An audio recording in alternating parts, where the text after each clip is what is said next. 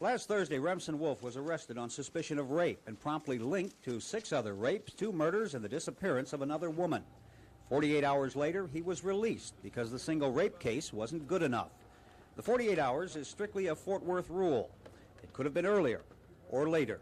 There's nothing in our statutes that say how long a man can be held by a police department without filing charges. It's not written in our code anywhere. As in other cases in recent weeks, Wolf's arrest and subsequent release raises some questions about how the system works. Why would the police believe they have enough evidence to arrest him, but not hold him? Why was Timothy Volkmar arrested, arraigned, and formally charged with the murder of Lisa Griffin, and then released? And why did Arlington police arrest 2 men for the murder of a food store clerk, change their minds, and let them go before filing formal charges?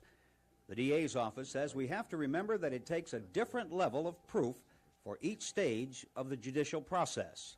It takes a little less proof to stop somebody under suspicious circumstances. It takes a little higher proof to go get an arrest warrant from a magistrate. It probably takes a little higher proof to get a DA to accept a case. It gets higher proof for a grand jury to justify indicting, and a much higher proof to get a conviction.